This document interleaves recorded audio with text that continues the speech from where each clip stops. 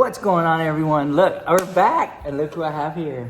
Hi. Wait, you got to get a little closer. Okay. So I haven't been filmed anything on the vlog channel in a while since you know what happened. Yes. So I wanted to touch base. I'm still here. I'm still living here. Fong came over today because Fong got his check. I did. Did you? Okay, we're gonna talk about the stimulus check that most people should have got. I didn't get it. But I got mine last I didn't Wednesday. get it because so... apparently I make too much. But you got yours. Were you okay? Because there's drama. Let's slow down. Let's back it up. Yeah. Let's start with Hold on. Let's start with my reaction. How about that? not sponsored. Right. But I'm drinking birthday cake by Bang Energy, and it tastes just like birthday cake, and it has 0 sugar and 0 calories.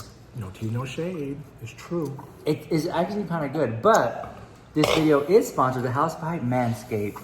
So if you guys want an awesome shaver, TSA friendly, waterproof, rechargeable, definitely check out the new Manscaped 3.0. I'll put a link down below if you're interested. Thank you, Manscaped, for sponsoring this video during these hard times. Like, you really appreciate it. Okay, so what were you saying? Let's start with my reaction. Did you think it was real? I know it was real because the hard time was very hard for a lot of Americans that lost their jobs. Oh, here, get a little closer. Yeah. There you go. Yeah, it's very hard time. This video's all over the place. Okay, so yeah, it's very hard time. People lost a lot of jobs, and some essentials are working. That was crazy. Yeah, that like Fong, is he Fong works for me part time, and Fong was like, I'm not an essential worker. Can you write me a note saying that I'm an essential worker? And I'm like, well, Fong's not an essential worker, so Fong had just been at home.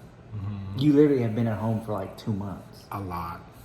And I was like, he finally came over today. I think March 18 was the last day I went out and about. I think March 12th, March 11th, no, March 13th.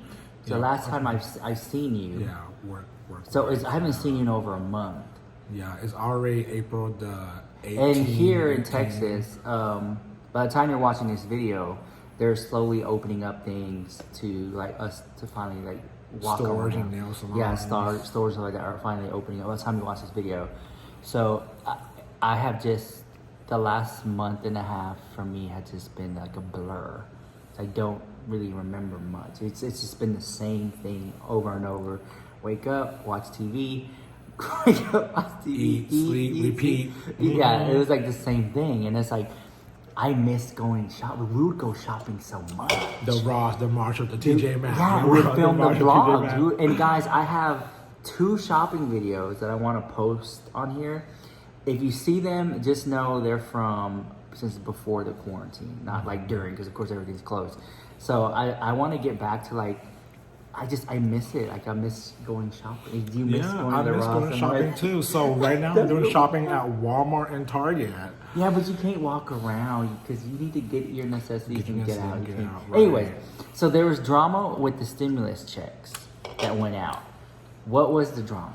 Okay, so supposedly people are supposed to get it like the first week of April, and then followed by the within the first 2 weeks of April, so by the 15th, and then now it is the April 22nd. Well, I have a roommate, and so he got his check literally the first or second week of April because he said that he applied for income tax around February. So I figured, okay, people that file will get there soon. Then as week and days go by, it's more about the first number of your Social Security card. And then I thought, okay, well, what about the first letter of your last name? So that was more drama. And then mine is the V, so I'm thinking I'm all late. And then when I found out that I'm gonna go ahead and apply my income tax in April 1st, I got my income tax on April, like, that's when is what, the 12th? So then I thought, okay, maybe because I'm a late filer, then I'll get it.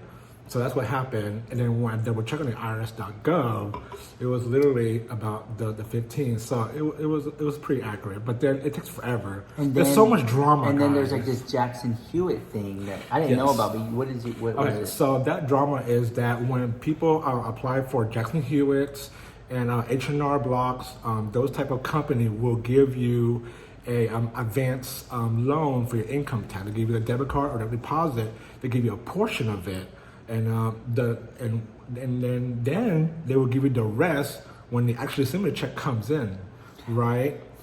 And then now the bigger tea during those time is because this one man, if you research, because I did my homework, this one man received an $82 million in his bank account and reported it and could not use it. If you got $8 million in your bank account, It's 82. With $82 million, what would you do?